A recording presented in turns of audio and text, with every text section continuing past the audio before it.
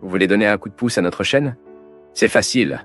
Le lien pour devenir un soutien sur Patreon se trouve dans la description.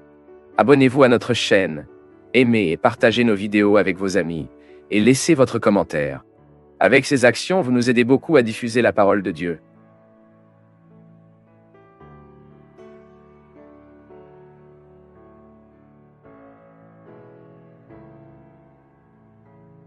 Le roi Achab était le 7e monarque d'Israël, et son histoire est enregistrée dans le livre des rois dans l'Ancien Testament.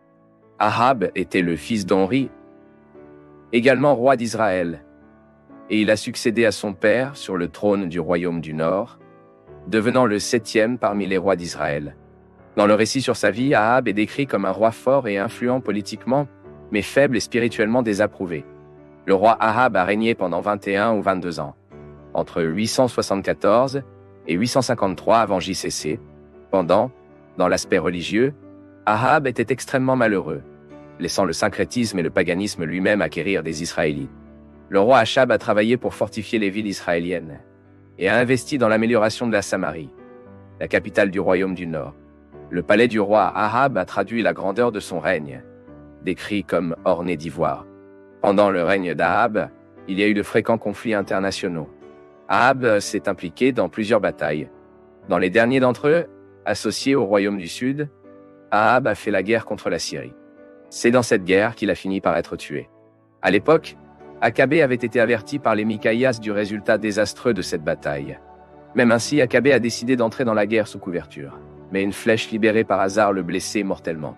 Dans la mort du roi Achab, à certains égards, la prophétie a dit par le prophète Élie que les crimes se lèveraient le sang. Achab a été enterré en Samarie et son fils Achazias a régné à sa place à propos d'Israël. Mariage à des fins politiques, le roi Ahab a épousé Jézébel.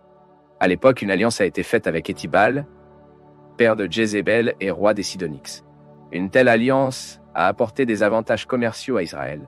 Le gros problème était que, avec les avantages commerciaux, les pratiques rémunérées de la princesse des Sidoniques, Jézébel a amené à Israël l'idolâtrie qui s'opposait à l'adoration du Seigneur. Jézabel a finalement réussi à impliquer son mari et le culte de Baal Méocarte sera commun en Israël, même avec un temple dédié à Baal en Samarie qui a ajouté de nombreux prêtres. Par la suite, Jézabel a favorisé une grande persécution aux prophètes du Seigneur, les tuant sans pitié et détruisant les autels à Jéhovah. Pendant ce temps, le prophète Élie a dû fuir et Obada, qui était un ministre d'Ahab, a finalement réussi à cacher 100 prophètes. L'influence païenne était si grande en Israël qu'une telle pratique a fini par menacer même Juda, le royaume du Sud, lorsque la fille du roi Achab, Athalia, a épousé Joron, fils du roi Jéhoshaphat. Mais le roi Ahab a trouvé dans le mystère du prophète Élie son grand adversaire. Elijah a activement dénoncé ces pratiques répréhensibles. Le cas du vignoble de Naboth illustre parfaitement l'échec du roi à défendre la loi et la justice en Israël. Au moment où Naboth a été emmené de manière sans scrupule, le prophète Elijah a prophétisé déclin et l'extermination complète de la maison d'Ahab. L'idolâtrie installée sous le règne de Achab a en quelque sorte influencé les générations ultérieures, de sorte que même l'osé prophète et le prophète Mika ont dénoncé une telle pratique.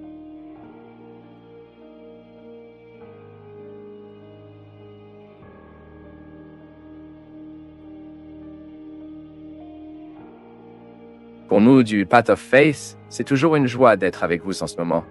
Partagez vos perceptions sur le sujet d'aujourd'hui dans les commentaires, montrez votre soutien en aimant la vidéo et aidez à la partager en l'envoyant à vos amis.